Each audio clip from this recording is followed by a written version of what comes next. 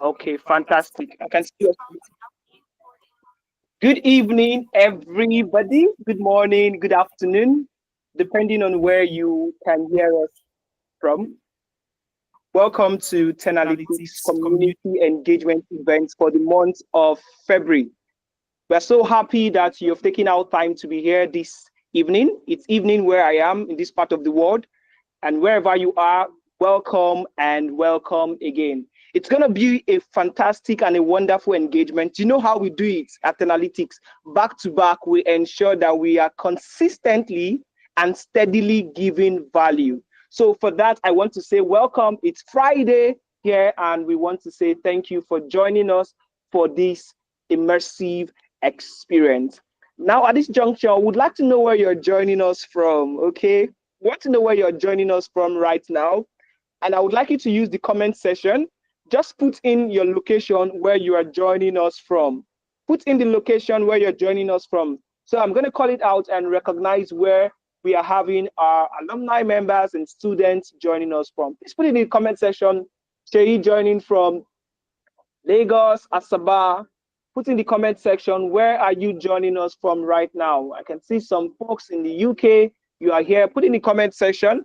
Let's recognize you from where you are joining us from. Ifoma from Oka, Anambra. That is beautiful. We have Ifoma joining us from Oka in Anambra State.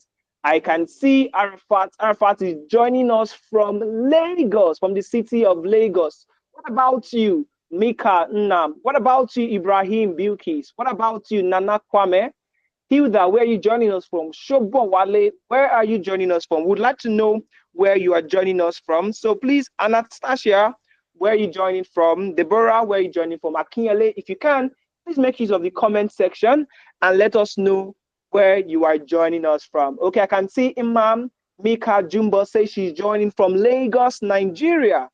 Winye is joining from Abuja, Nigeria. And Nana says she's joining from the United Kingdom. Welcome and welcome. We can see Elijah Abulue joining from the Netherlands. Welcome to each and every one of us to this session. And without any further ado, we're going straight into the point. Okay, I can see Deborah Musa. Deborah Musa is joining us from Portsmouth, United Kingdom. Same as Hilda joining us from the United Kingdom. Okay, we'll move on real quick into the next. And let's see, we're looking at beyond landing the job, excelling, growing, and staying competitive in global tech roles.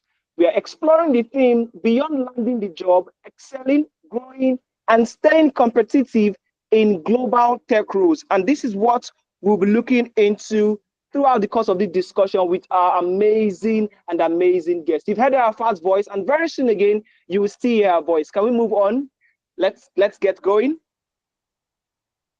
Okay, here is it. I know you are not unfamiliar to Tenalytics and to the things that we do here at Tenalytics. However, it's important for me to restate who we are to us so that we can have an understanding of what we do and who we are at Tenalytics. So Tenalytics, we are your leading edge technology. We are a company focused on helping you. We want to bridge the gap, the talent gap between tech jobs and talent. And this we've been doing for the past 4-5 years. We have specialization in about 8 different programs, ranging from data analytics, business analysis, data engineering, full stack data science, financial analytics, HR analytics, data engineering, data science, cybersecurity, and even AI engineer. And of course, we've been able to work with companies like Apple, Microsoft, McKinsey, Amazon, etc. And the beautiful thing is we have our students working in some of these top global organizations. Some of you here already are currently gainfully employed, so you understand what this is. And this is what we do at Analytics. We've been very consistent, not just consistent, we've been passionate about doing this in the past 5 years since we started our operation. Okay, and now I want us to introduce ourselves. So let's go first. We have my host, my very distinguished colleague at work. She's been eager to be here and to take us through today's session. Just like the energy here, also contagious from my end.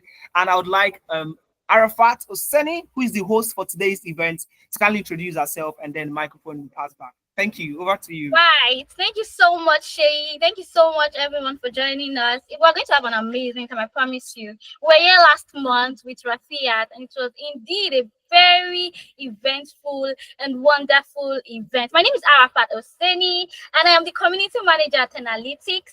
And I have experience in both civic tech and ed tech, and I've used my years of experience to engage and manage communities of over 1,000 members across various platforms. I also enjoy fostering collaboration, driving engagement, and creating meaningful connections. And that is why we are here today, to network, to connect with amazing guests. And that is something you should know about me. So I'll be passing the mic to Sheyi to also introduce himself. And before we continue, I'd just like you to rep your program. So if you are an alumni that want to our program, BA, DA, just rep it in the comment section and let us know which program you are repping.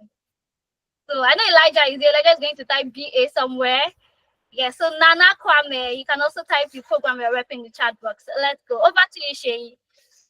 Oh, I mean, I love that. I love that engagement right now. So let's see which program we have the highest representation here. So if you know you are either taking our program or you're currently taking our program, we want to see there. It seems BA is leading. Today is Friday. BA should not lead the way. I didn't say that anyways. Okay, I can see data science. Fantastic.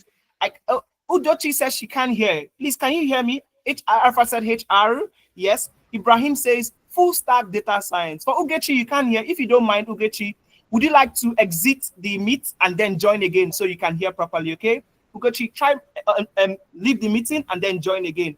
I can see someone from FA. Fantastic. I haven't seen other guys yet, but I can see the numbers. Keep them coming. Keep them coming. Let us know which program you took or which program you are currently enrolled into with Analytics. Yes, you can see me.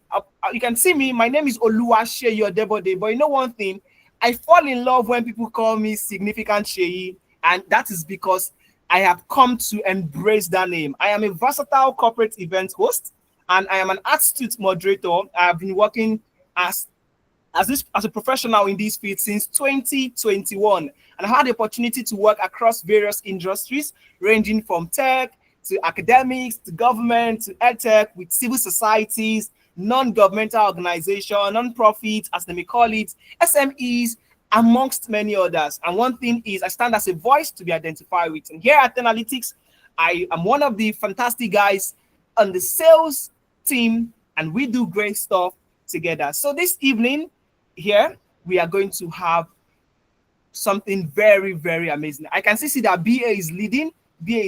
It's fine, but let's do one more thing. If you know you have a friend, you have a colleague who has taken this program, you know your cohort mates, and they are not here right now, they need to join the program, because what we're going to talk about today, it is something that will be amazing. Can we get a run through into what we'll be doing today? We have 4 key things we'll be doing today, and we're going to see it on the screen right now. We are here this evening for 4 things. Already you've seen number 1, we've looked into what we do at Analytics, who we are. You know that it needs no further introduction, but we just did that in the past few minutes. And next thing we want to see is we want to introduce our panelists. We have great seasoned guys who have expansive experience, and they've decided to share with us from their wealth of knowledge. And at this moment, we can't just wait to absorb and soak in the richness of their experiences, learn from their mistakes, pick insights from their knowledge, and leverage all these for our own personal and corporate success. And very soon we'll do that. Thereafter, we're going to have a Q&A. So this question and answer, it is going to be moderated. Okay, Arafat and myself, we're going to ask questions, but then we have the opportunity, you will be given the opportunity to ask your questions when it's time. All you need to do, we're going to communicate across, but just for emphasis right now, if you have any question, please do well to make use of the chat box, make use of the comment section to drop in your question, and we're going to pick your question from there and read it aloud. That's number 1. Alternatively, if you're in an environment that is conducive enough, you can signify to raise your hand, and we'll yield the microphone to you so you can also ask your question. And finally, everybody knows Tenalytics as that goodie organization. It is because we have a special offer for you. Yes, even as an alumni, we have a special offer for you, and it is something you wouldn't want to miss at all. So stay through to the end of the program and would unveil to you what the juicy special offer is for you. So let's get into number 2 and let's know and meet our panelists, our special guest. I'll yield the microphone to Arafat to introduce to us one of our guests. Thank you. Yes, thank you so much, Shay. So joining us tonight, our amazing panelists, all the way from the United Kingdom. We have Dr. Okunola Adebola Orogun, who is a distinguished data scientist, a AI researcher, and academic leader with over a decade of experience. I mean, oh my days. Spanning industry and academia. He used a PhD in computer science and is recognized for his pioneering contribution to machine learning, fraud detection, and predictive analytics. Wow. Throughout his career, he has been instrumental in developing cutting-edge solutions for identity verification, AML detection systems, and adaptive fraud detection models. Okunola is currently a lecturer in computing at Ulster University and Solent University, UK, where he has designed and delivered advanced leveled courses in big data, data science, AI, and machine learning. In the industry, he previously led the Artificial and Data Intelligence Research and Development Division at Prembley Inc. USA, where he spearheaded innovation that enhanced fraud detection, accuracy, and regulatory compliance. Beyond his professional endeavors, Dr. Orogun is a fellow of the Royal Statistical Society, RSS, and an active member of IEEE, ACM, and British Computer Society, contributing to the global discourse on AI, data science, and emerging technology. His work has earned him several prestigious awards, including the Nigerian government's Third Fund Research Grant and his contribution to machine learning in financial fraud detection. Ladies and gentlemen, let's pick our biggest and loudest and favorite emoji, and so that we can welcome Dr. Okunola Adebola Orogun. Yes, I can see the emoji. I'm so excited. Yeah, the excitement. Dr. Okunola, if you are here, can you say hello so that we know you are here with us? He also mentioned that he'll be joining us in between. So if he's not here now, he's definitely going to join in between the call. So yeah. Over to you, Shay. Fantastic. I mean, that was a beautiful citation read for Dr. Okunola Adebola. I mean, I can see the e-applauses. Since we can't send physical applauses right now, we're just going to make use of the electronic interfaces to send in our e-applauses. Fantastic. So now let me introduce our next guest. Come on, you can't wait to see him. Just take a look at him right now. That is no other than Frederick Ogunwoye. So Frederick Ogunwoye, PhD, he is a senior business analyst at Accenture UK. Frederick Ogunwoye is a seasoned professional with a diverse background in business analysis, project management, and software development. He has a proven track record of delivering innovative solutions across various industries, including finance, healthcare, and technology.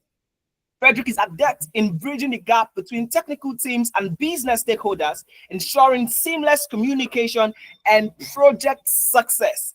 His expertise in agile methodologies, coupled with strong analytical skills, enables him to drive efficiency and foster continuous improvement within organizations. Ladies and gentlemen, if you can hear me loud and clear, I want us to put our hands together, jam those hands together, make use of the emoticons you can see on your screen, on your devices, on your phone, and let's make welcome Dr. Frederick Ogunwoye. Dr. Frederick, if you can hear me, I would like you to say something so we can all hear your voice. I know we'll be hearing you very soon, but let's say hello to us. Say hello to us. We can't just wait. Thank you so much, Shay. Thank you so much, Arafat. It's been a pleasure being on this platform to engage with every one of us. I look forward to a meaningful conversation tonight, and we've been able to rub minds together to see how we can exchange value tonight. Thank you. All right. I mean, very well. Just look at the voice. Very, very demure. Thank you so much, Dr. Frederick Ogunwoye. So right now we are going to get the ball rolling. I mean, no time to spend. We are 15 minutes into this session, and as a company, we immensely value time. We see time as precious, and we have the integrity to keep to time. Again, we're going into the question and answer segment right now. After this, remember, we have a special offer for you. But before that, you would also have the opportunity to ask questions, okay? So feel free, when it's time for you to ask the questions, you'll be given the opportunity. Meanwhile, during this session, you can always drop your questions in the comment section. Our eyes are going to be peeled. That is myself and Arafat. Our eyes will be peeled in the comment section to do well to respond to your question. Like Arafat has mentioned, okay? Like Arafat mentioned, our informal first guest is going to join us in between the session. So right now, we don't want to keep anybody waiting. We're just going to get started with Dr. Felix. And intermittently, as soon as he can join, he's going to come in and we'll continue. But right now, we're going to have all of the moments with Dr. Felix. So get ready to go, get ready to shoot. Dr. Felix, I hope you're ready for the questions about to hit you this evening. Let's go. I love the energy. So we'll go over to you, Arafat. Thank you. Let's get the ball rolling. Thank you so much, Shay. Thank you, everyone. I hope everyone can hear me. So yes, we are. It's good to see you, Dr. Frederick. After so much of chatting, and welcome and thank you so much for joining us. Yeah, so we'll get right onto it. And as people of the company that we love stories, we like to explore stories of techies, of experts like you in the industry. And if you join us in any of our session, you always hear our founder talking about how you got into the industry and all of that. So yeah, our first question will be to take you back in time and say, what is your backstory and how did you get into tech?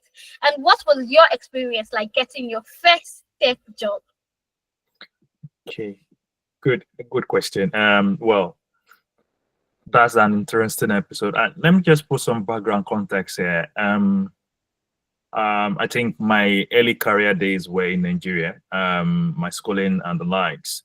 I've learned so much around arithmetics, math, and the likes. Out of that passion, I actually went for accounting. So wanted to get to the apex of my career accounting-wise, financials. I enrolled for those of us that will know ACCA ICANN in Nigeria, that's ACA. So I'm a chartered accountant by profession.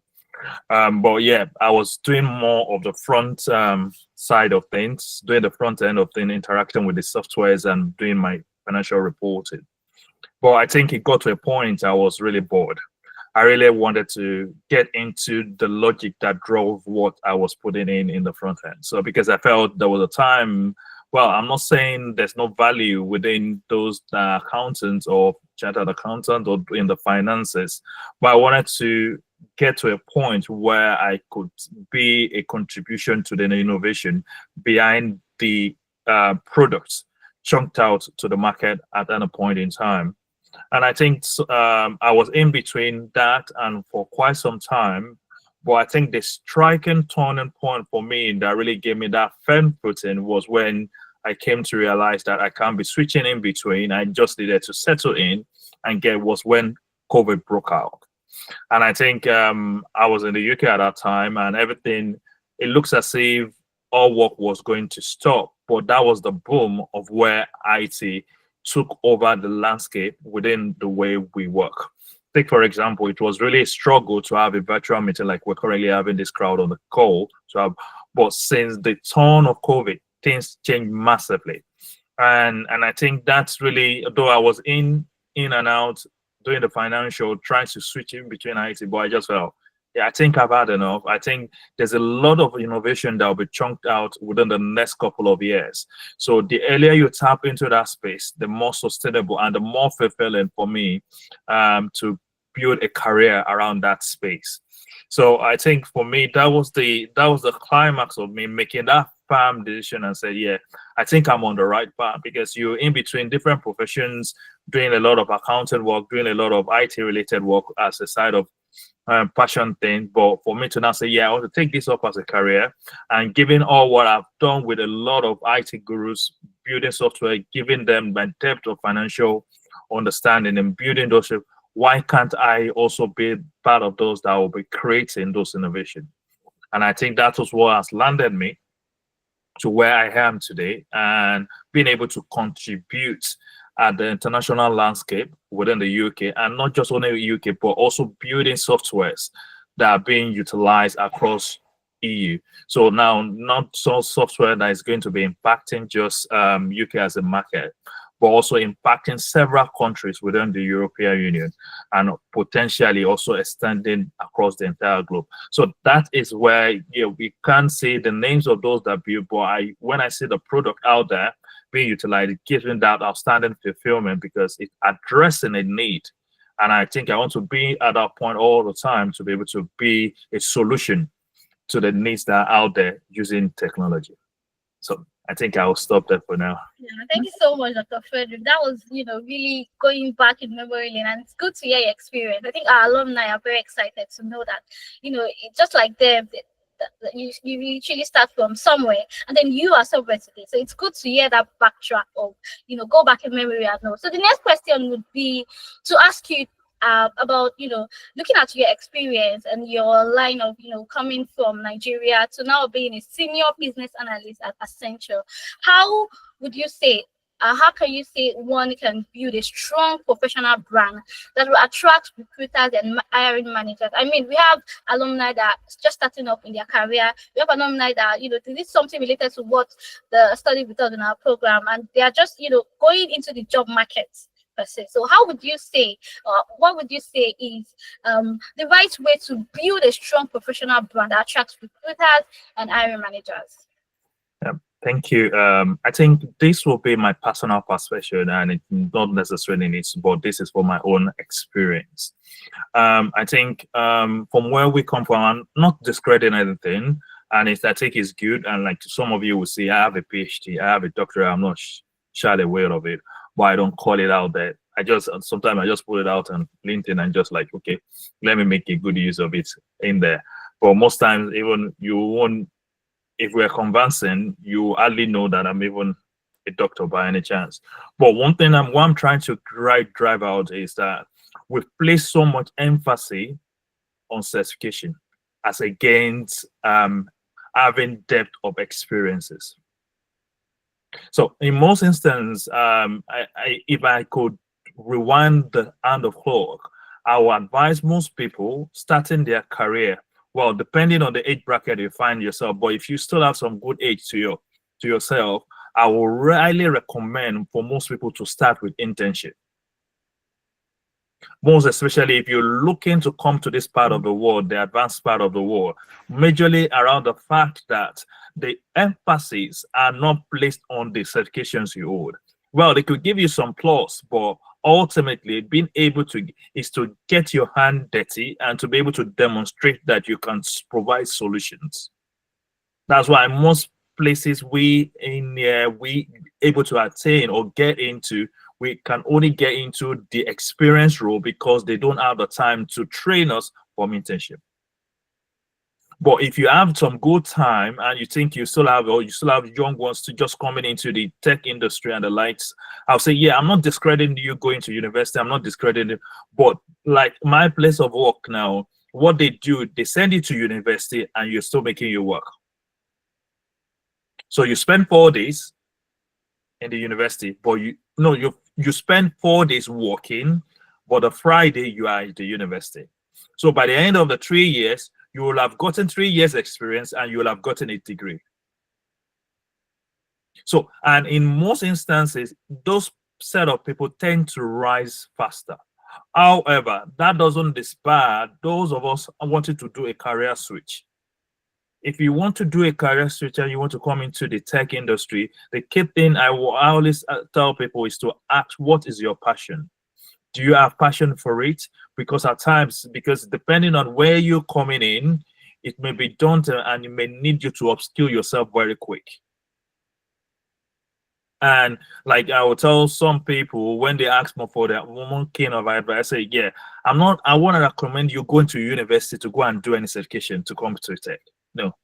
Rather, I will ask you, depending on where you fit yourself or how long your career experience you now is going to be, go for institutions that will teach you practical We'll put you onto a project, demonstrate how things are and not theoretical. It's good to have those theoretical, yeah, but those practical will give you depth, because most times when you're going for interviews, they are not interested in you demonstrating that you know all the theories. The key questions that will be coming from panels, depending on where you want to enter into the career pathway, is going to be: tell us projects you've managed end to end, tell us the challenges you've encountered, and tell us how you've resolved them. In most instances, they will be asking you questions like, most of the developers that you'll be engaging with are going to be from India. Now they'll be asking you questions along the lines that, if these guys are communicating, because their English is quite slightly, there's some variations, the way they speak and the way do you understand, and will you be able to communicate with them? So practicality, project-wise, look for institutions that can give you those. Is one thing I will always call out, and be very clear, depending on where you ask questions, very interesting as to, yeah, if you're coming in there and everything, depending on where you're landing, will you be able to get those practical, and will you be able to get references to demonstrate that whatever period you've been on that project for, someone can put pen to paper to say, yes, if references are requested, they can put that across for you. So those are the key core things I will call out for anyone, but I think there's no answer that fits all. It's now left for us to look at individual self-assessment. Look at where you fit in.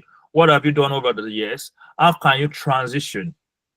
And what should you be doing? So there may be some bespoke responses to some different situations. So we may not, but generally where we want to put an overarching, irrespective, I will keep placing emphasis. If you stack, is practical. Practical is the core aspect of it, and you can just fine tune it with theoretical if you need to do some certification. I think I will stop there for now. Thank you so much, Dr. Frederick. I mean, you're right on point. Something that we've always, preached internally, to preach competence over credentials. It's something that we always preach, and that is why we always preach that our alumni show what they've done out there, be on LinkedIn, show their project whatever it is they are doing at the moment when they're in internship. And it's something that it's core. I'm glad that you're saying this, because it's as if we are saying what we've always said. So it's good to have you. So I'll be passing the mic to Shay to pick it up from there. All right, thank you so much, Arafat. I love how you concluded Dr. Frederick's words, act. And for me, something that struck me was, he said, beyond certifications, we should go after working on projects. And he would recommend people go for internship, recommend that people go in to build their portfolio, as against the traditional approach to getting degrees. I believe some of us here right now, we are taking note about this, for some individuals as alumni members, and for some of the students who are currently enrolled into this program. And this will help me, this informs my next question. While you are speaking, I feel that you are talking not just even when you introduced yourself initially, when Arafat got the question started, you're talking from a place where perhaps you probably might have made some mistakes, in as much as you sound very confident right now. I mean, over the years, things will have gotten better, and now you're confident and you've been able to perhaps leverage all of your mistakes and challenges to the place where you are right now. However, for many of us here, we really would want to know what were the biggest challenges you faced? And here, while you're speaking, at the point you were motivated, I mean, when you got started while you were in Nigeria, into trying to switch careers. But then, what were some of the biggest challenges you faced during your job search? Because the truth is, Dr. Frederick, is that we have some guys who have actually gotten the internship. They have the hands-on experience. They have projects, full projects in their portfolio. But right now, the challenge is getting the job. So we want to hear from you, number one. What are some of the biggest challenges? If you can share with us some of the biggest challenges you experienced during your job search process. And also, how are you able to move through? Peradventure, you experienced rejection or even uncertainties while sending out applications, you're not getting response. How are you able to stay motivated throughout the process? It's a two-phase question. Number one, the biggest challenges you faced, and number two, how are you able to stay motivated despite rejection, if any, and also uncertainties, which definitely would always arise? Over to you. Thank you so much. I think those are a great question. And I think this is personal, and this is my personal experience. And let me tell you, when I was to land my very first big job within the tech industry, prior to that, I will tell you categorically, and this is one thing I give to people free of charge. And I said, I sent over 1,000 applications. And I was not tired of receiving over 1,000 job applications. I sent them out. My God. Are we taking notes? Please continue. Please continue. Over 1,000. And you need to be determined of not being able to. There were interviews I went for, and well, you passed the first test. Some I was even given a job offer, and I was later, after some time, told no, sorry, we can't continue. So one thing is that you must be willing to put the efforts, learn from the errors you made in your previous interviews, pick up yourself, and continue. And one thing I've always very get close to my heart is that whenever I get to an interview and I'm not called back, I look through all those questions and I go online and I make YouTube my closest companion. One thing I always tell myself, there's no answer to I need from any of those interviews that look so tricky that I can't get online. And I was not tired of opening my inbox and saying, unfortunately. That never made me unfortunate in any way. So their determination, the tenacity needs to be there, because to get into it and to ultimately get what you want, it will take some time. And you need to prove. Yeah. And I think I need to say this, and this is something most people are always scared or skeptical about. And this was part of the errors and the mistakes I made. And while I spent over that 1,000 applications because I was looking for small IT companies, but what I was looking for was with the bigger ones. Why? Because the bigger ones were willing to take in as many people as possible. And not just take them, but also be willing to train you alongside, even irrespective of the level of experience you're coming in with. So as against leveraging and looking for smaller complaints, yeah, use the smaller complaints to get the interview experiences. But ultimately, still be aiming for the bigger ones. Because why I call out the bigger ones is because they have more projects compared to the smaller ones. And because they have much bigger portfolio, they tend to absorb more resources, tech guys, to deliver on those projects. So what I would say is that as you go along, yeah, don't stop, because you don't know which of the application will get you and land you that job. I told someone, I said, oh, I've sent about, I said, do you know, on an average every day, I make sure I don't send nothing less than 10, 20 applications into different places. Even the time got that they blocked my account. They thought I was spamming, but I wasn't spamming. I was only determined. And I opened another account and continued my applications, send it. So, yeah, so let's not give up. If you want, because some of us are transitioning, some of us may be starting our careers and the like, don't give up sending in those applications. And as much as you can, and you keep on that light and making sure that you're not just boxing yourself to because the smaller ones may just have one or two projects. And they maybe just need about 10, 20 people at topmost. But the bigger ones may be needing about 500, 600 resources. So in the midst of looking for 600, 500 resources, you can get a place on one of those projects. So That is my own kind of advice to people. One, in terms of this thing, don't give up. Tenacity is the core, and that determination. If you really want to get it, you need to keep pushing. Because as the markets were 3, 5 years, 6 years ago, is different from what people are getting it big time now. So you need to be more tenacious, and also constantly, once you get anything that has not made you past any of the stages, so go back. Either you have a mentor, you could look for a mentor. There are a lot of people that reach out to me on LinkedIn, like Arafat. She reached out to me on LinkedIn. That I'm because of that experience I've got and where I've gotten to today. If I see people out there willing to go into tech and reach out to me, I'm more than happy to give my own help of advice. And when Arafat reached out, she only sent me a friend request, and she kept chatting me up. So like we got here because the LinkedIn is a very vital place you need to go on to. I have a very strong profile on there. Reach out to people. Worst case, you send people requests, they will accept, some will not request. That doesn't debar you. There are those that have sent me random requests. I've seen that they've spoken thing and they are passionate. They've sent me their CV, and out of gladness of my heart, I've made referrals for them, gotten jobs, even some within my company.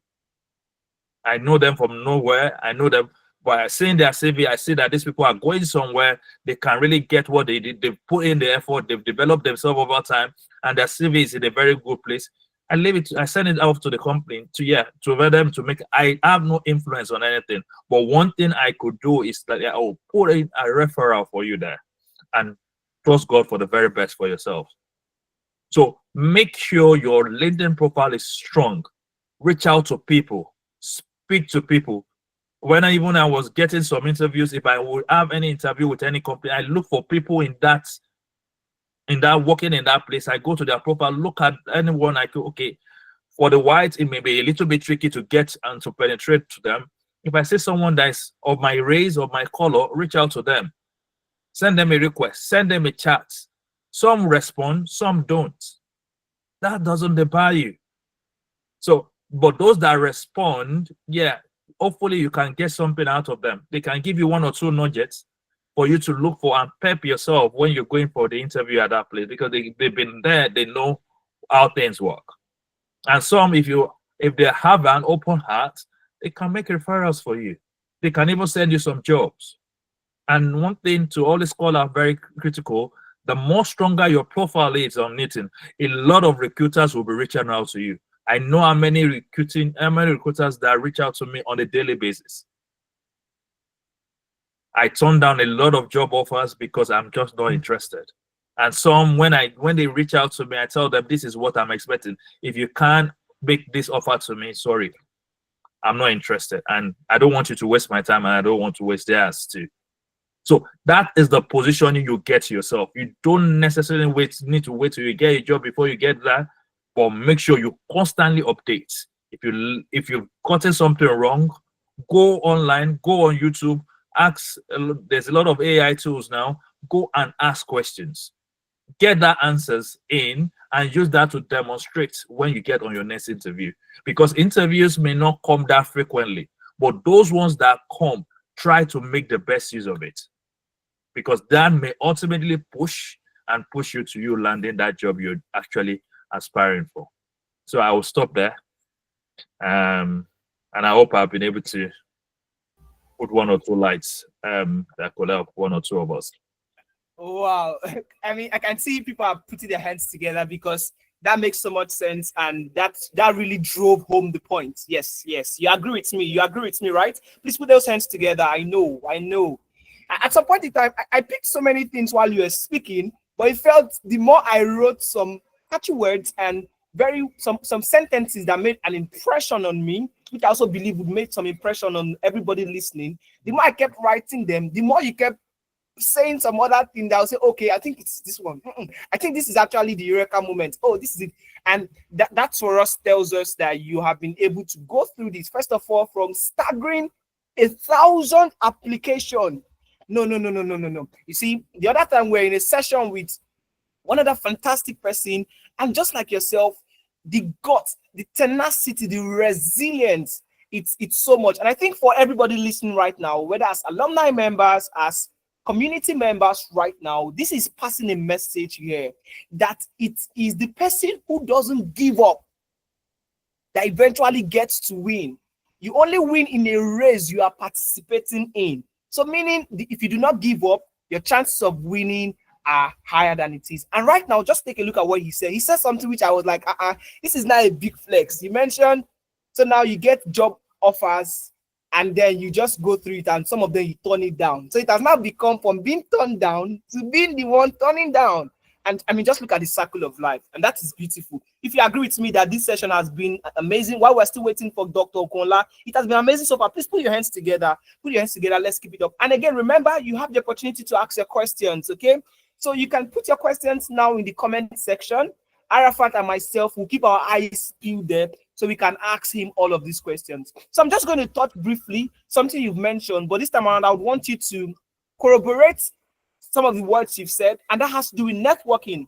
And you mentioned LinkedIn for an example, but this time around, I want us to see it also generally, and you can decide to answer it specifically. And that has to do with you. How can professionals build network in new job markets, both online and offline?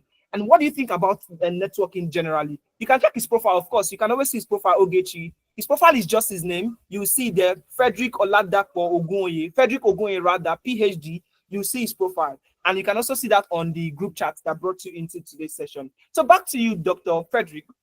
Permit me to call you Dr. Frederick. I know you mentioned many people will not call you Dr. Frederick, but it's okay. No, let me call you Dr. Frederick. That's fine. That's fine. All right. So back to you, Dr. Frederick. On networking, how do you think professionals we can leverage networking? How can we leverage networking and also uncover jobs that are not advertised? Because we know that sometimes for you to get the job, some of them you won't see the adverts. So what do you think about that? And how can everyone here leverage networking? Thank you.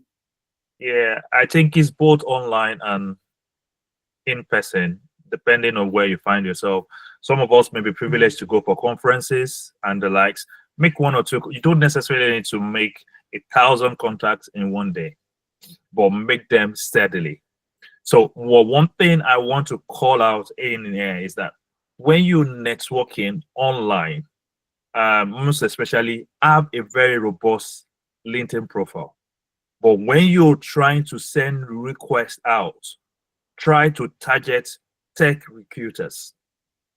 Check their profile, because those set of people tend to put out jobs they have constantly. Some of them have this emblem around their profile picture saying, "I am recruiting." So people of that profile are those you want to keep constantly adding.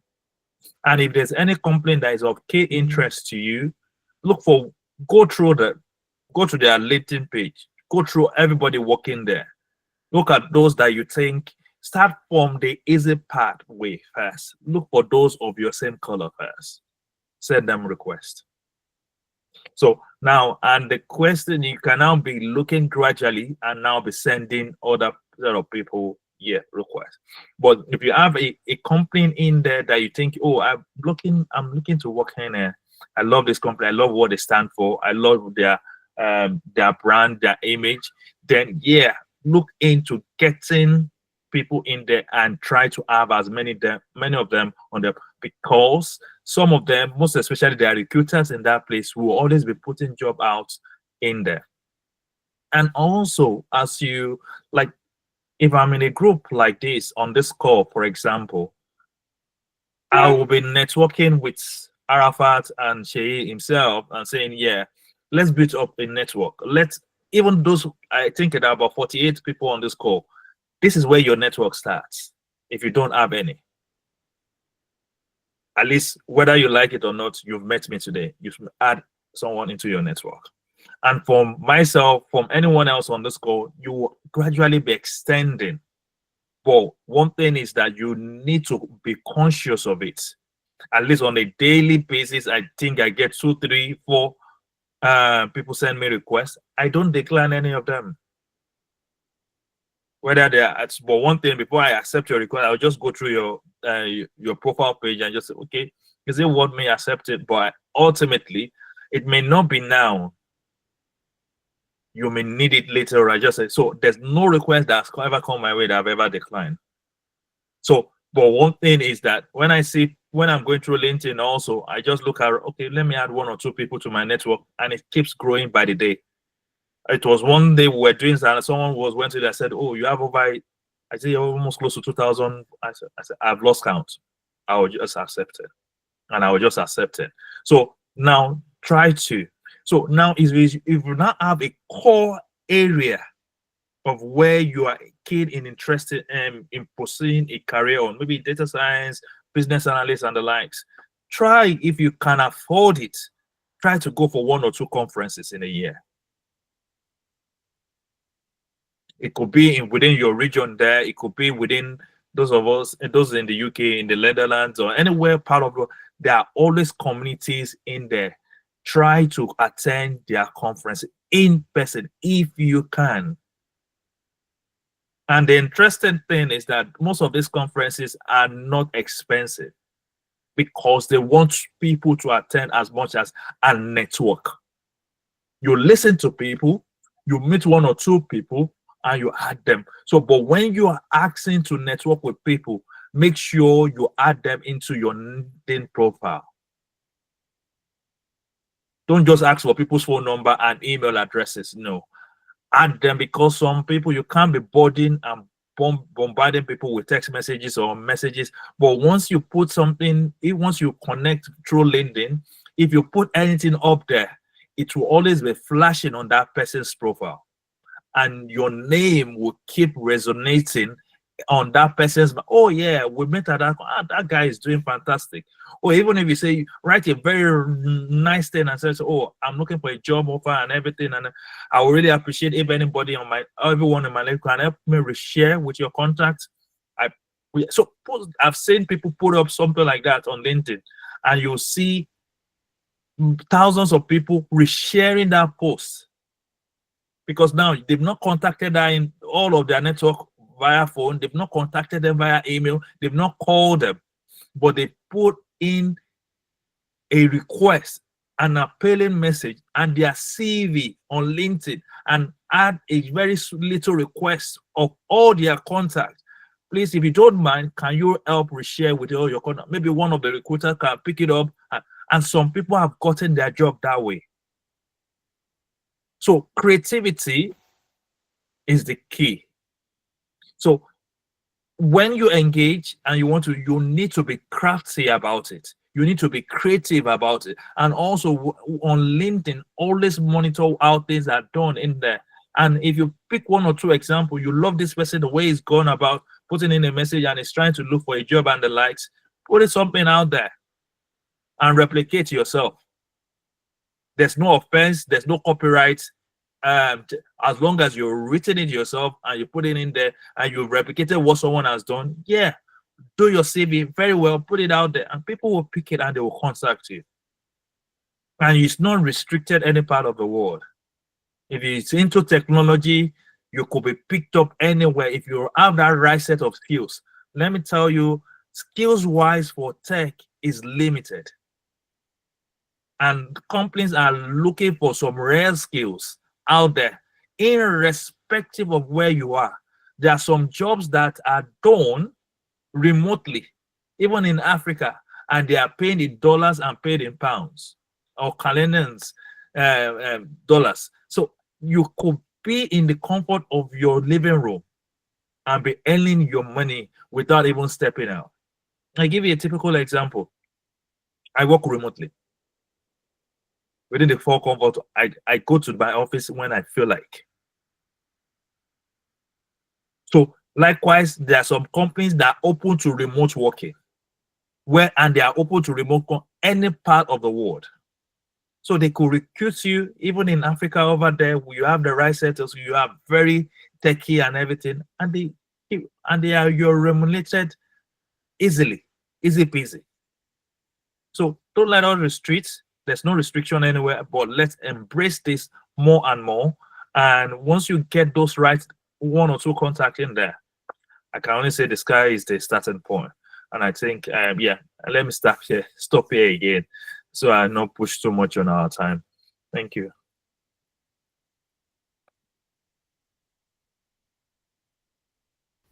All right, thank you very much. And yes, okay, I can see the applauses. I was trying to relieve all of those things. So, in fact, we just take it on from here. Again, remember, if you have any question, please, it's high time you kept your questions in the comment section, because very soon we'll go into the open question and answer time, and we'll give you the opportunity to do that.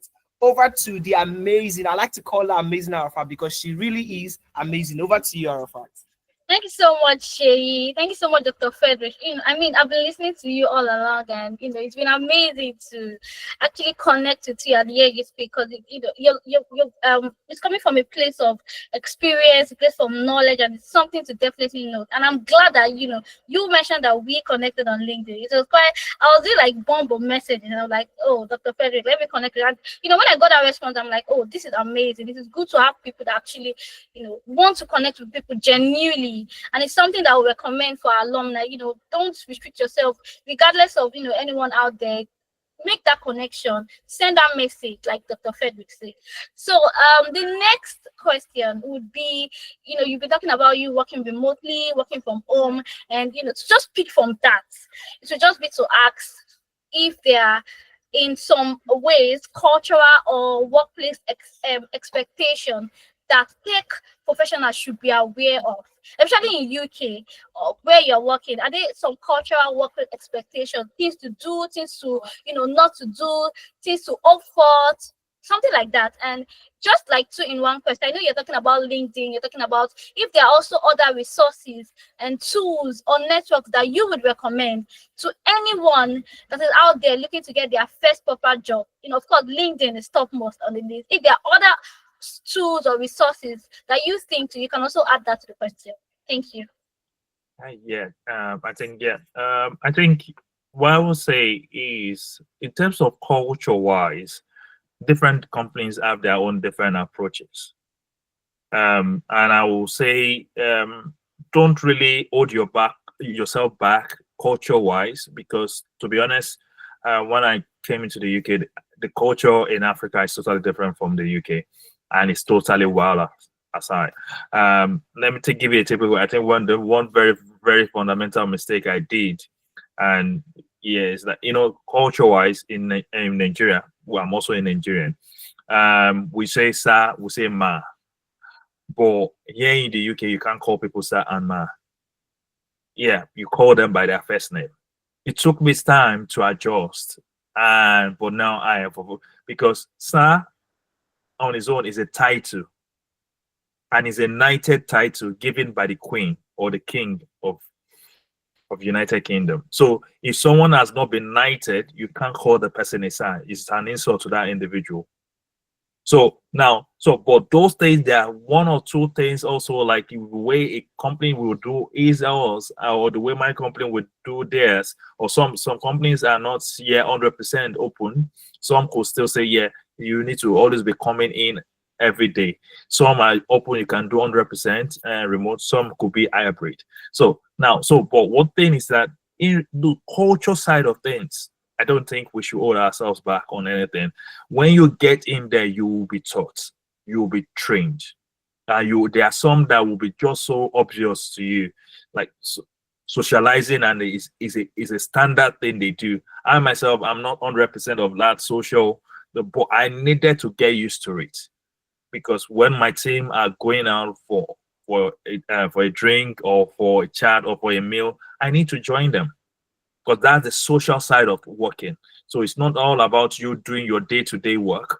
There needs to be that environment where you relax and you meet as a team outside of work, and everyone is there. Some even have to travel in to attend. So, but in respect of who you are, you adapt to that, and that is adaptable. But now coming to the other side of your question, aside from LinkedIn, what other tool could be? I think I would say not to put too much emphasis everywhere, but to be core on that, because as a date, LinkedIn still stands to be that core environment for professionals where they meet, where they get to enter. Anything else, if you're doing anything on Facebook, you're just messing around. But and one thing I also want to see, I chip this in here. My very first IT job in the UK, most of us, we need to be careful what we put on our Facebook pages, on our Instagram pages, on our socials. Like for example, I limit what I post on. Before I'll put anything on Facebook on is because you're responsible. Because for my own company, everything, you're still accountable for everything you put in there. I can't go and put anything anywhere anyhow. Because some people get sacked by putting things up on their Facebook page, by putting things on their Instagram pages. So you can't go and just say, oh, it's my personal page. You are an identity of that organization. So if you put anything detrimental on any of yours and it comes and is being flagged up, that person could lose his or her, it's not good, will lose, because anything that will tarnish the image of the company, they will distance themselves straight away. So that's something we need to be careful what we put out there.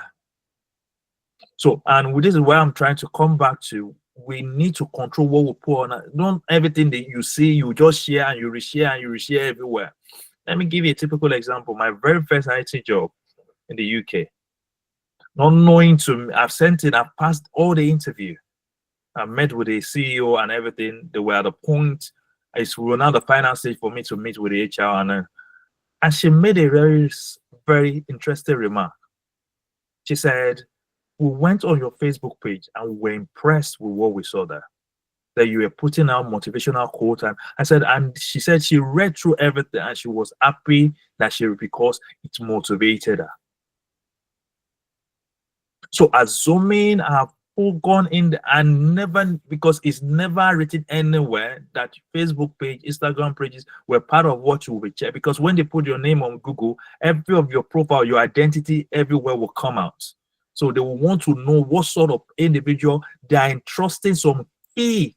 Because when you're doing IT, you are having some key data, some key intelligence, some key and set of properties for that company that will be entrusted to you. What you do with your day-to-day life will speak a volume for them. Can this individual be an individual they can entrust some intellectual properties to, where you can make some decisions that will either impact negatively or positively on the. So I never knew that profiling my social media handles were part of them. But I have done this out of my own, because I love to do it. I'm a Christian, so I do that. I just put in motivational things, and she said that, and I was like, and I said, whoa. So this adds to what you would think is insignificant. Give some people the job and deny some people that same job. You may be intellectual, you may be a tech savvy, very distant, but you post some 8 messages, 8 profile messages, or someone has put in some things and you've just shared on your social media handle, and you're just sharing things anyhow on there. You will need, things are now more advanced. There are some soft skills that they will soft checks that they do silently that you don't know, because the HR people are very, very detailed. So please, let's be mindful of it. Use your social, your LinkedIn profile, use it professionally. Your social media handles, use them professionally. And in terms of also developing yourself while you're also going through all those processes, there are a lot of AI tools. The one that is very close to my heart that I use on a daily basis is ChatGPT. If I'm having things that are so unclear to me, I go there every day. There are lots of data that I don't need to be cracking. I know the depth of what I needed to know, but if I don't know anything, I ask questions. ChatGPT, what is this? Oh, I'm having this. What do you think I should do? Oh, I'm having to put this together. How do I rewrite it? So make it more professional. So even some of us, we want to write a cover letter. You want to put in an application. Write it, draft it. Give it to ChatGPT. Please, can you refine this to meet this they put some job requirements in there that they need to, you've written up this and you are not confident of it enough. Put it to ChatGPT. Can you help me refine this to meet this job application and make me stand out amongst those that will be put in? It will do it for you. It's a free tooling. And nobody will tell you, as long as you can demonstrate and you can defend that when you come to interview. If you need to even get access to get to that interview first, and you need to get in, and you think you're having struggling with you, put it out there. And that is something I use. And I don't shy away from, I use it every day. So I would just put it in there, your LinkedIn profile, keep it professional, use it properly, your social media, and don't just abuse it. Don't just share things anyhow. Irrespective of the fact that you're not the originator of the content, if you keep sharing, you take responsibility, and you don't know what that could land. Check things properly before you share. Use them professionally, and keep developing yourself. You're in a setting where you're being, keep engaging. Keep IT moves fast. Technology is ever evolving. If you think you know something, by tomorrow things has changed. There's a lot of disruptive technology coming every day. So Gen AI, a lot of them are coming with fast speed. So you need to constantly and keep at it. And while you keep doing that, you will be putting things out there all the time to get you, and things will never. Thank you so much, Dr. Frederick. I mean, this is, has been a impactful, discussion with you and conversation. And one thing I've noted from everything you said is the fact that, you've emphasized on the fact that you need to make your LinkedIn your workspace. I mean, our CEO used to say it in the analytics that his LinkedIn is his shop. And he go there as a market person to take care of his shop. And regardless of whatever it is you are in your personal life, ensure that what you project is what you want people to see. And that really, really stood out for me. Thank you so much, sir. To wrap up things from my end before Sheyi comes up, would be you've stood as a figure of, when you say you make reference for people, people you don't even know, it comes across to me as the proper mentor, and someone that wants to do so much for them. And that's why when Olushola said he has connected with you and he wanted to accept his connection, I'm like, this is where to go. So if you're on this call and you've not connected with Dr. Frederick, you're on snooze. Honestly, because we have him on our corner right now, and this is the perfect time for you to make use of every opportunity you can get. So the next question would be to ask you about mentorship and your perspective of mentorship. What do you think about the role of mentorship and how it advanced career in some way, and where do you think one can find the right mentor? How do you distinguish who this person is? The person right for me, the person suitable for me to say I want to emulate this person? Yeah, you can't never underplay mentorship. They say you go further. I tell one of my professors then, I said, I've grown taller because you've given me your shoulders to stand on. You go fast in life because some mentors open up their contacts to you. So find them. It may take some time. It doesn't necessarily have to happen one day. And you are obliged to change your mentors anytime you think you're not getting value. And there's no limit to the number of mentors you can get. Yeah. So once you have someone and you found someone you think you love and you can open up a conversation with that individual, yeah, please engage. But one thing is that don't stalk them. Don't be a stalk. Don't be a pain on them, because most of them, they are extremely busy. So message them, give them time, they will come back to you. And if you just nudge them again, it's something they may have. It might be an overtime, but if you've nudged one or twice, that means that person may not be that available. Look for someone else. So, but one thing is that always be out there to look for one. So you don't necessarily need to wait until you get a very high profile, big name. There are some big, good mentors. They are not making, the noise is now there, but they are impacting life without any noise anywhere. If it wasn't for this platform, where I won't put it out there that I've helped this. Thank God Arafat is on the call. When she reached out, that's why I can say it. There are those that will do it without even blowing their trumpet. So, but one thing is that you grow one at a time. So you could get a mentor to get you to get in. So once you've outgrown the value you're getting from that mentor, you could look for someone else. You grow with your mentors. Some mentors may be too senior, too far away for you to. So get for someone who can still work at your level and is easily accessible, because you want to get a mentor that can give you as much time. Because if you have an interview that comes up by next week and you're just reaching out to your mentor a day two and you're just saying, oh, that is irresponsible. Because they value time, they value the quality of relationship. And if you don't respect those relationships, they shut the door. You don't want to get a mentor and you allow them to shut the door at you. But one thing is that respect them, appreciate.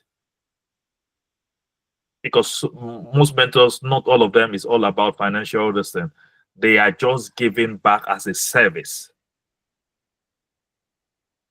So it doesn't cost you anything to say a massive thank you, or just write something and just say thank you for all what you've done. And if he has given you some piece of advice and even the interview didn't go well, still write back to them and say thank you for all your time and effort.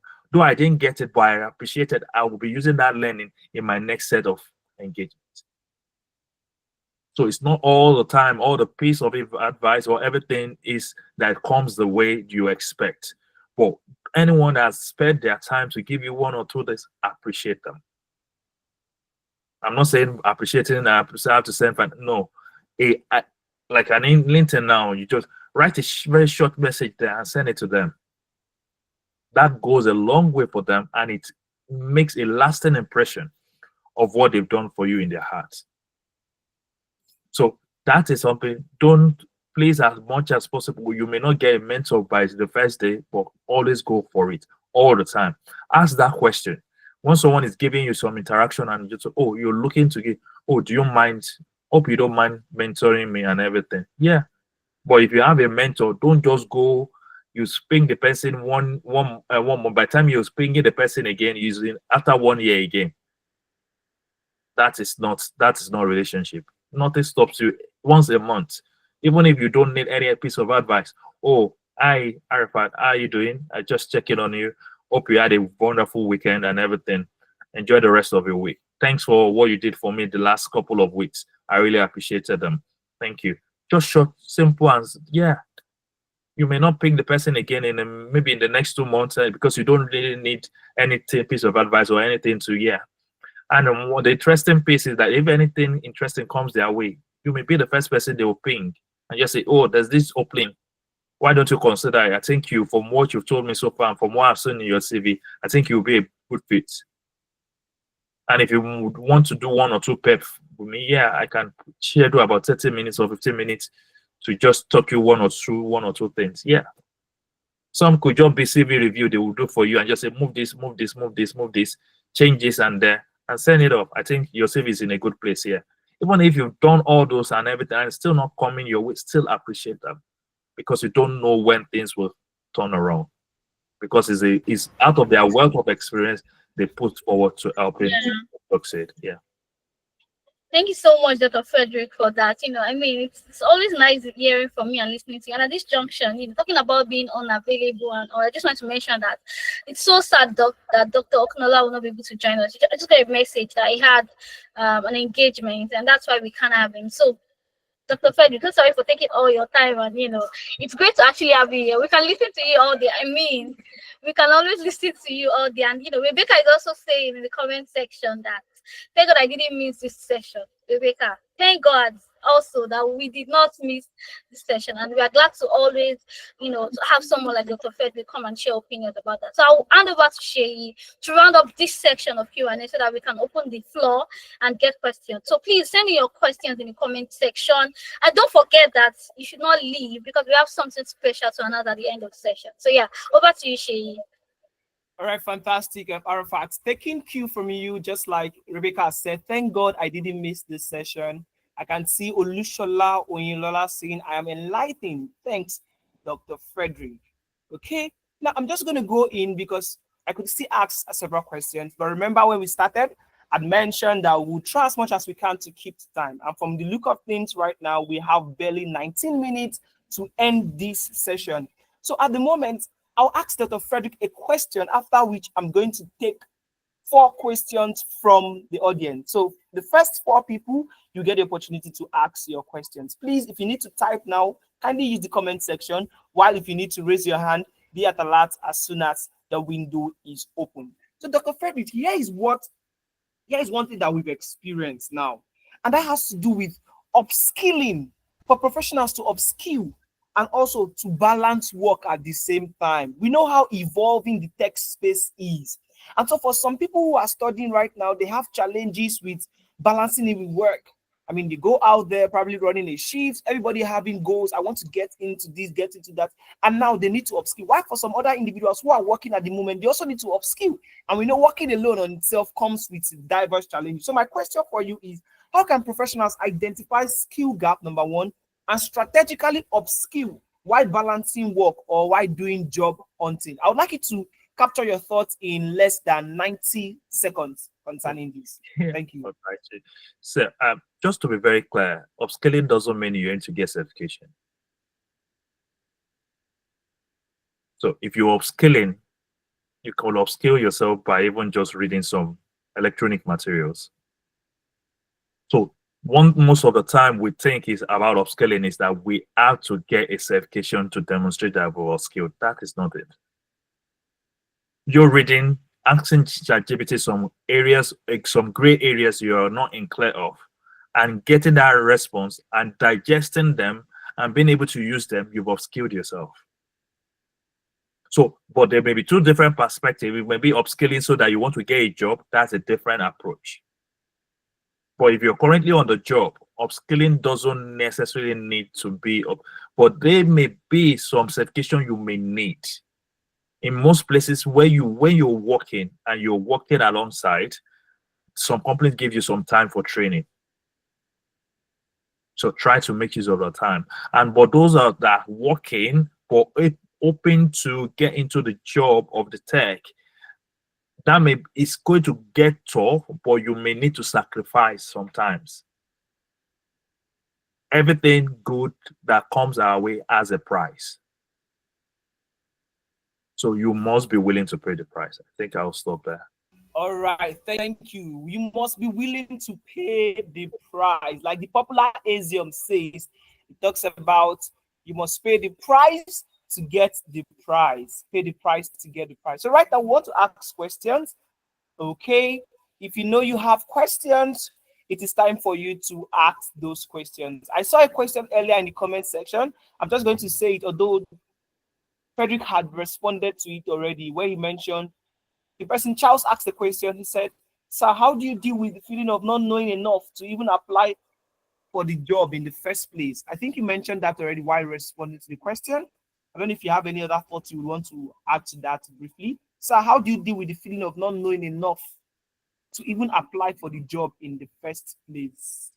If you know it all, there's no point of you applying for the job. You could have just started your own company. Spot on. If you know it all, there's no place for you to apply. I mean, not at all. All right. So here's a question from Olushola. So don't just to address that. So please don't hold back, and don't be afraid to get rejection if it comes. But you don't know when you get acceptance. Okay, thank you very much. I think this also works with the imposter syndrome. All right, you have to get past it and apply regardless. So please, Charles, go ahead and apply. There's no harm in trying. Apply, prepare for it. Now, Udochi Ogona says, are there known outsourced jobs here? I really do not understand your question very well. You may want to rephrase, but let me take Olushola's question. Olushola says, sir, please, Alpha, help me keep your hand in case anyone raises his or her hand to speak. Sir, please, one is so occupied with so many things. Work as a fund accountant in a PFA, skilled in financial analytics, training in website and funnel building, internet, marketing, and so many other things. What advice can you give to put me on track?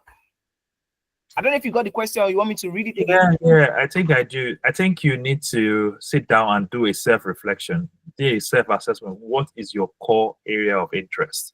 What do you do without so much stress and you really love that even if you are not paid, you carry on doing it without looking back.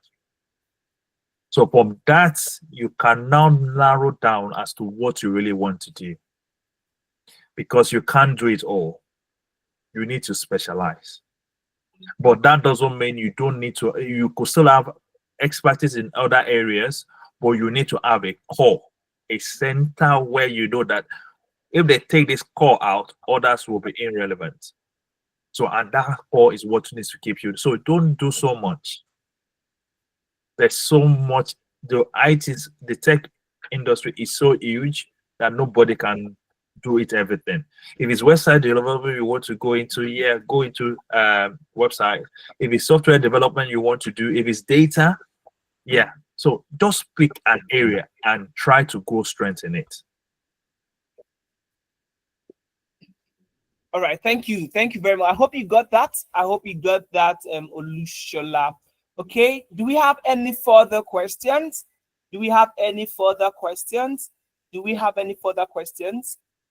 If you do, please signify with the raise of hand or make use of the comment section.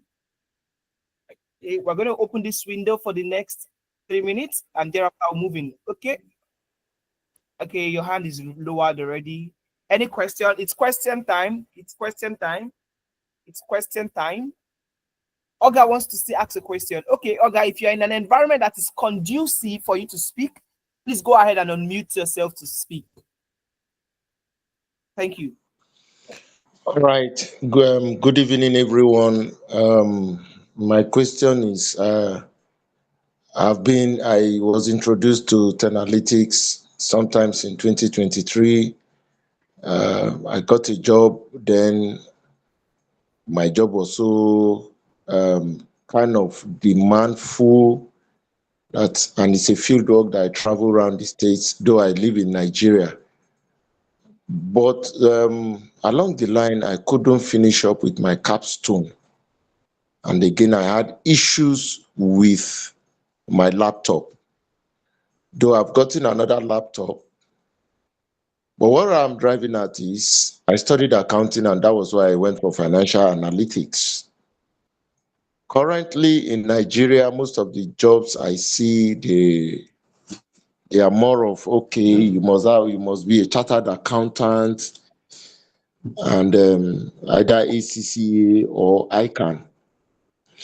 So that demoralized me, and I felt, okay, this whatever, I don't think it's for me. Maybe it's for people that are based majorly in the UK or abroad, so to say. But hearing from the doctor now, I think I've underrated myself. I've given up when I'm not supposed to give up. What will be his advice to me if he was in my shoes? That's my question. Interesting. I think you've answered it yourself. You gave up when you shouldn't. I don't see. There's nothing. You only give. Not until when you quit. Nobody will quit you from the race. So wherever you stop, I will only advise get back on it and get back on track. Yeah, there's going to be some jobs that is only for chartered accountant, and there will be those that is not meant for chartered accountants. The core thing is that can you deliver on the job? But when you will find that it may take you some time, but don't shut out yourself out of the race. Understand that you're busy, you're traveling, you're having field work, having to travel a lot of places. Yeah, like I rightly said, yeah, there's the place of sacrifice. You need to balance things properly because you are open to go into a new area, a new field. So it may need to be, yes, give up 1 or 2 trips to concentrate. Yeah, but at that for that to happen, that means you need to plan towards that properly. But one ultimately is for you to get back to the race and continue at it. You can't win by you quitting. I think I will stop there. Thank you. Thank you. You can win by you quitting. Fantastic submission over there. Now, here is it. This is the last one for you. And at this point, Obina, if you do not mind, can you put your question in the chat box, please? We have to just put your question in the chat box so I can just fill it out to Dr. Felix. I can give you the opportunity to ask, even though we have 9 minutes to go. But here, Dr. Frederick, this is what I want you to do at this moment. You're passing short. What's your final words for every one of us? If you can capture your thoughts, something you've not said, which you would love to say, a memory you would want to share, which you've not shared, or something you would actually want everybody to hold on to before leaving here this moment. If there's that thing that you have, would actually like you to share with us at this moment while we look out to Obina's question, if he's able to put it in the nearest minute. Over to you. Yeah, I think I want to leave this as a passing remark to everyone. The best in you can only be brought out by yourself. Nobody else will. Where you want to get to, nobody can create it except you. Challenges will be there. That's a given. But for you to get to that mark you want to, you are the craft. You are the originator. You are the determinant that will bring that to reality. No one else could. Anyone can only give some helping hand, but the ultimate lies with you. Don't give up. Don't. No one ever gave up, ever wins. For you to see, the competition is very tense, but that doesn't mean there's no space for you in there. But one thing is that find the right information, do the right thing, invest in yourself. Maybe you're doing some trainings that is paid. There are free ones, definitely, but there are those that you need to pay for. There's a price for quality. Get your mentor right. Engage your relationship properly. Manage them, nurture them, and keep pushing on it. So it may not add up, but ultimately, as long as you don't give in, you will see the result eventually. It may take some time. It may look as if, yeah, things is just a waste of time. No, it is not. It's at that point that you're about giving up on that the light should definitely come. So please, technology is interesting. That's the future of everywhere.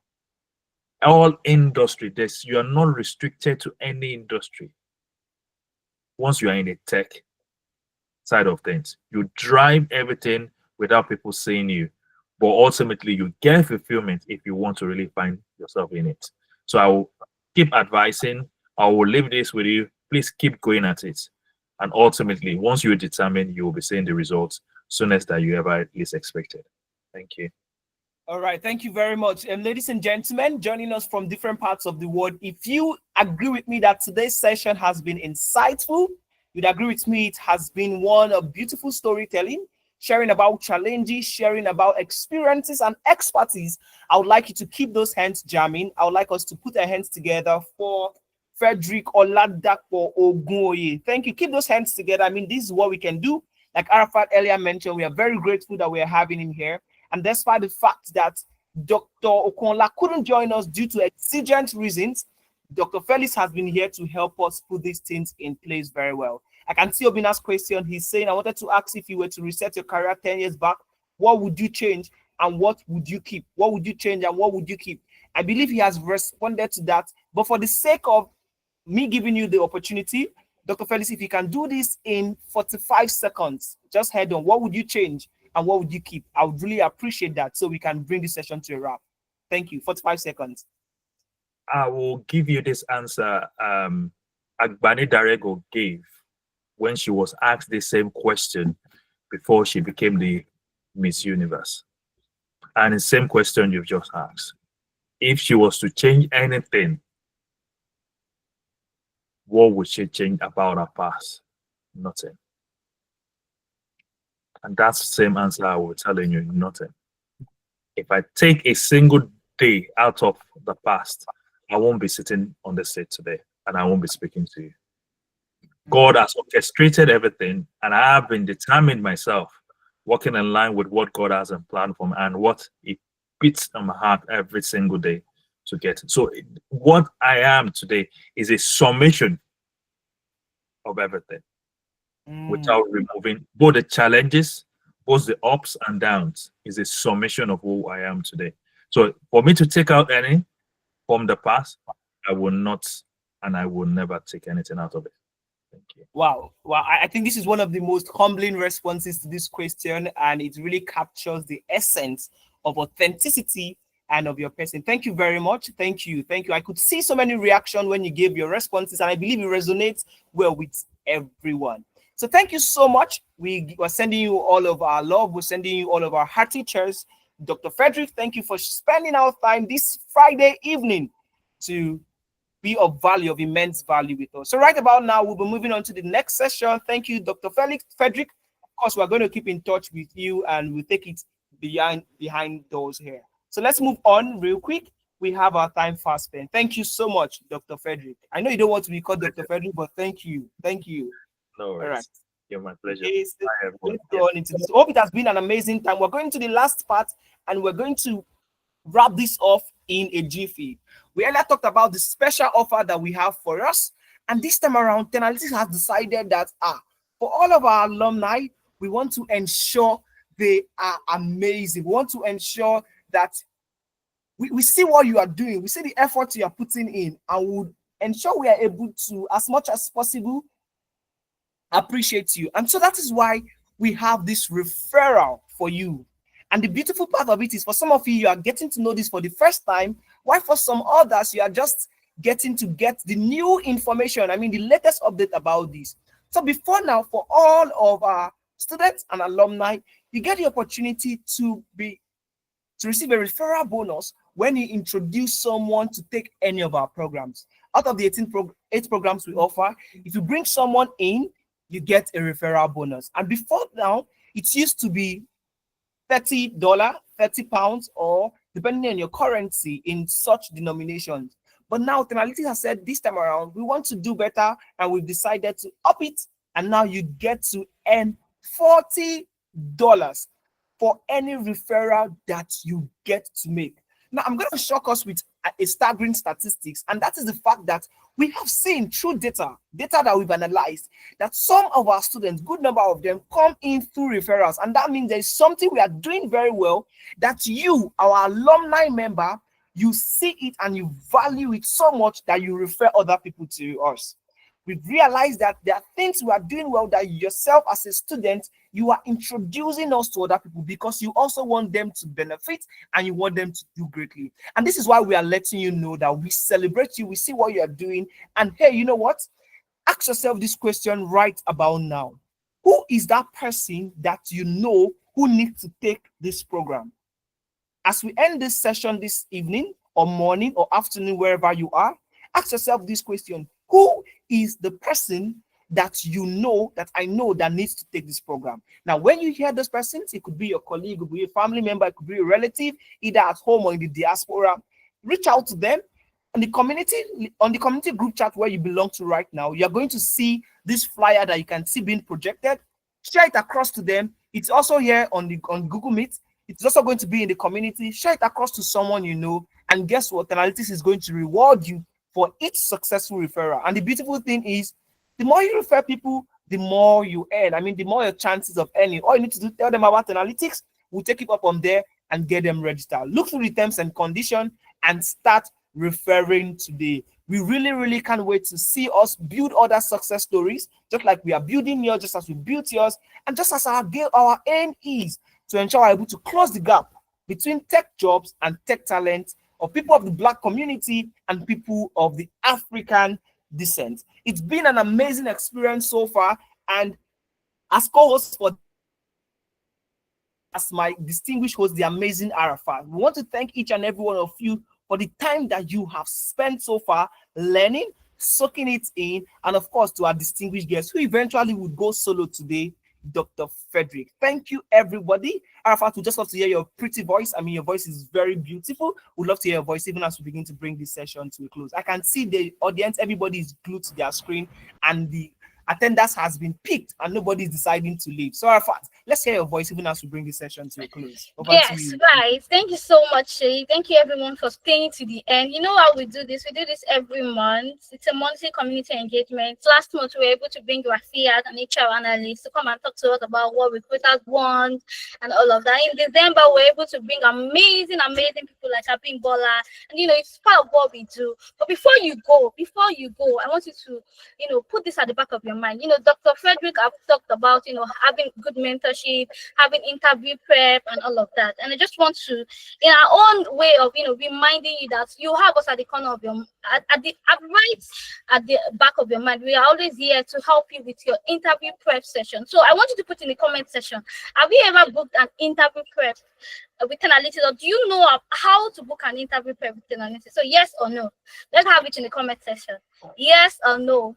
Before we leave, have you ever done? Have you ever? No, you haven't. Wow. And you are alumni. You are a student. You are an alumni. You're a student. You've not. Wow. That's it. So yeah, yet an amazing thing. I'm going to put you through in in the next 2 minutes how to do that. Let me just present my screen so that you can see it. Right. So let me know if you can see what I'm presenting. Can you see it, Shay? Are you still here? Yes, I can see your screen very well. Perfect. So all you need to do to book an interview prep and is to go to your Google Classroom. You always have access to it. Whether or not you are done with the program, you always have access to your Google Classroom. And when you go to your Google Classroom, you see something like this where you say stream, classwork, and all of that. You go to classwork.